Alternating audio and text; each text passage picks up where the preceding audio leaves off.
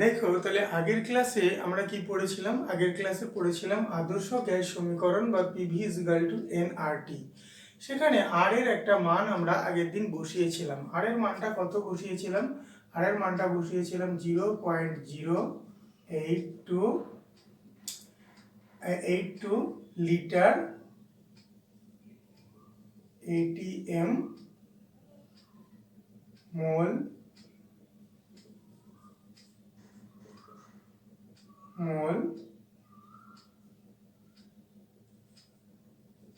এটা বসিয়েছিলাম আর এর মান। তো আর এর মান কিভাবে নির্ণয় করতে হয় বা আর এর মানটা এটা কিভাবে আমরা এটা পেলাম সেটা আজকের ক্লাসে আমরা আলোচনা করব। আচ্ছা, তাহলে আর এর মানটা বের করতে গেলে আমাদের কি করতে হবে? দেখো, আদর্শ গ্যাস সমীকরণে এখানে আমরা কি জেনেছি? আদর্শ গ্যাস সমীকরণে P V is equal to N R T. এখানে আমরা কি জানি? এখানে পি সমান সমান আমরা কি জানি? পি সমান সমান আমরা জানি চাপ বা প্রেসার। ভি সমান সমান আমরা জানি আয়তন। এন সমান সমান আমরা জানি মোল সংখ্যা।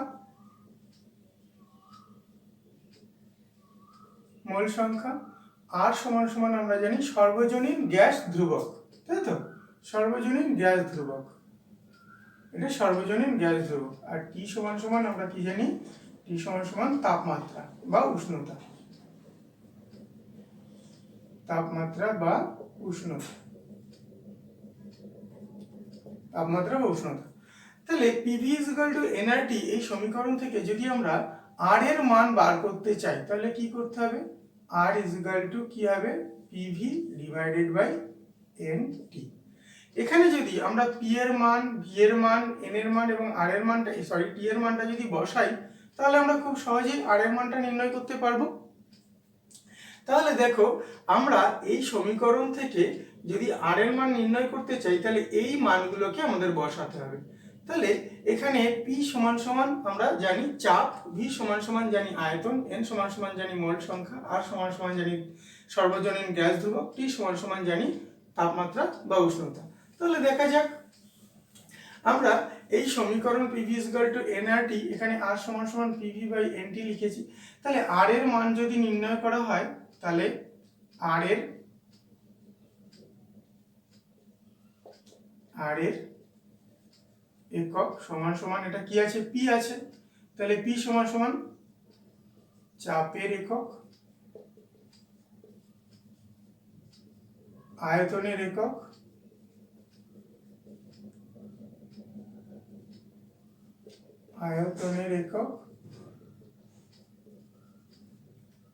ডিভাইডেড বাই কি হবে? মোল সংখ্যা তার একক আর তাপমাত্রার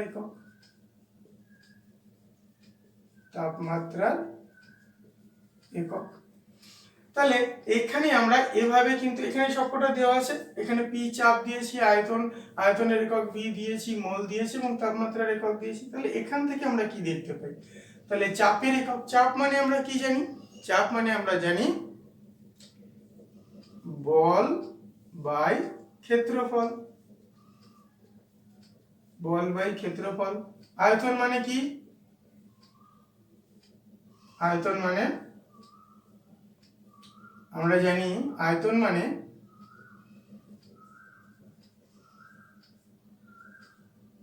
এটা দৈর্ঘ্যের কিউব, মানে সেটাই আয়তন। তাহলে ডিভাইডেড বাই মোল ইনটু, আচ্ছা তাপমাত্রার এককটাকে আমরা কি জানি? তাপমাত্রার এককটাকে আমরা জানি কেলভিন, তাই কে লিখে দিলাম। আবার তাহলে বল বাই ক্ষেত্রফল মানে কি? ক্ষেত্রফল মানে আমরা কি জানি? দৈর্ঘ্য গুণ প্রস্থ, অর্থাৎ ওটা দৈর্ঘ্য বা দৈর্ঘ্যের স্কয়ার, দৈর্ঘ্য তার স্কয়ার ইনটু দৈর্ঘ্য এর cube divided by mole into K. কেটা কেন? কে হচ্ছে তাপমাত্রার একককে আমরা কে ধরেছি, তাপমাত্রার এককটা কে। আয়তনের এককটা হচ্ছে দৈর্ঘ্যের কিউব দৈর্ঘ্য, তার কিউব, চাপের এককটা আমরা পেয়েছি বল বাই ক্ষেত্রফল, আর মোলটা আছে মোল সংখ্যা। তাহলে বল এই দৈর্ঘ্য, এটা স্কোয়ার আছে, এটা কিউব আছে, এটা কেটে দিলাম, মানে দুটোর সাথে তিনটে, তাহলে কি রইল? রইল বল ইন্টু দৈর্ঘ্য divided by mole into k. তাহলে বল ইন্টু দৈর্ঘ্য, বলের সাথে যদি একটা দৈর্ঘ্য রয়ে গেছে তাহলে এটা কি হবে? এটা হবে কার্য বা শক্তি, আর নিচে রইল মোল ইন্টু কে। এটা আমরা পেলাম। তাহলে আমরা কি জানি? আমরা জানি কার্য সমান সমান কি জানি? কার্য আমরা জানি বল, বলের এককটা এখান থেকে একটু দেখে নাও। বলের এককটা কি? এখানে বলের একক বলতে আমরা বুঝি না সিজিএস পদ্ধতিতে গ্রাম সেন্টিমিটার প্রতি সেকেন্ড স্কোয়ার, এটা জানি। এর সাথে যদি এটা বলের একক, এর সাথে আবার দৈর্ঘ্য যদি সেন্টিমিটার গুণ করা হয় তাহলে কত হবে? গ্রাম সেন্টিমিটার স্কোয়ার প্রতি সেকেন্ড স্কোয়ার, এইটা আমরা পাবো সিজিএস পদ্ধতিতে। ঠিক এইভাবেই আমরা এখানে লিখব। তাহলে বলেরটা হচ্ছে ধরলাম এম, মানে ধরলাম মাস, আর দৈর্ঘ্যটাকে ধরলাম লেন্থ, তার স্কোয়ার, আর টাইমটা হচ্ছে টি, এটাকে উপরে তুলে নিলাম তার স্কোয়ার, আর মোলটা রইল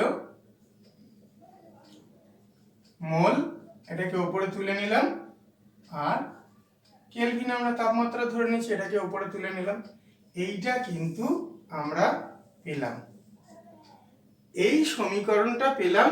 এটা হচ্ছে আর এর একক আমরা নির্ণয় করার জন্য। তাহলে আর এর একক নির্ণয় করার জন্য আমরা কি পেলাম?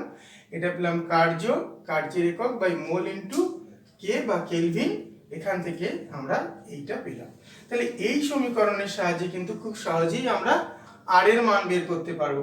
এবার আমরা যে একক ব্যবহার করব, ধরো তুমি সিজিএস পদ্ধতির একক ব্যবহার করো তাহলে মানটা সিজিএস এ পাবে, যদি এসআই তে ব্যবহার করো তাহলে এসআই তে পাবে।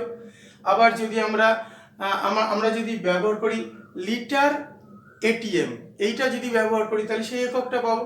তাহলে দেখা যাক, চলো আমরা দেখে নিই যে লিটার এটিএম একক ব্যবহার করলে কিভাবে আমরা কত মানটা কি পাবো। ঠিক আছে, তাহলে লিটার এটিএম এককে আর এর মান নির্ণয় করব। আমরা কি জানি? আমরা জানি P V is equal to N R T. এখানে আর এর মান বের করব, মানে P V is equal to N T. আমরা কি জানি অ্যাভোগাড্রোর প্রকল্প থেকে? এসটিপি তে 1 মোল পরিমাণ কোনো গ্যাসের আয়তন কত? 1 মোল গ্যাসের 1 মোল পরিমাণ কোনো গ্যাসের আয়তন কত? 22.4 লিটার। আমরা কোথা থেকে পেয়েছি? অ্যাভোগাড্রোর প্রকল্প থেকে। এসটিপি তে 1 মোল পরিমাণ কোনো গ্যাসের আয়তন হচ্ছে 22.4 লিটার, বা যে কোনো গ্যাসের আয়তন হলো 22.4 লিটার। তাহলে এখানে চাপটা কত হচ্ছে? চাপ হচ্ছে 1 atm, এসটিপি তে বলেছি।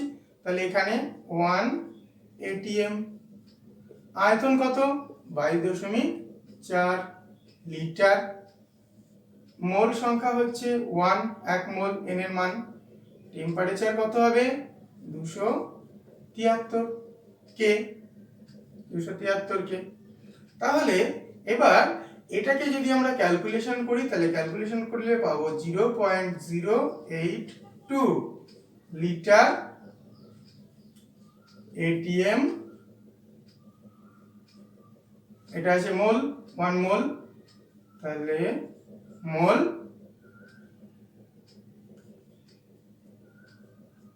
কেলভিন হলো। এইটা হলো আর এর মান। এটা নিচে ছিল 1 মোল, 1 মোলটা উপরে উঠে গেছে, তাই জন্য এই -1টা নিয়ে এসেছি। এই কেটা উপরে উঠে গেছে, তাই জন্য -1টা নিয়ে এসেছি উপরে। এইটা ক্যালকুলেশন করে, সংখ্যাগুলো ক্যালকুলেশন করে আমার এটা বেরিয়েছে। লিটার লিখেছি, যে লিটার আছে লিটার লিখেছি, এটিএম আছে এটিএম লিখেছি, মোলটাকে উপরে নিয়ে গেছি, কেলভিনটাকে উপরে নিয়ে গেছি। তাহলে লিটার এটিএম এককে আর এর মান কত হলো? না, আর এর মান হলো 0.082 লিটার এটিএম মোল কেলভিন। বুঝে গেল আশা করি।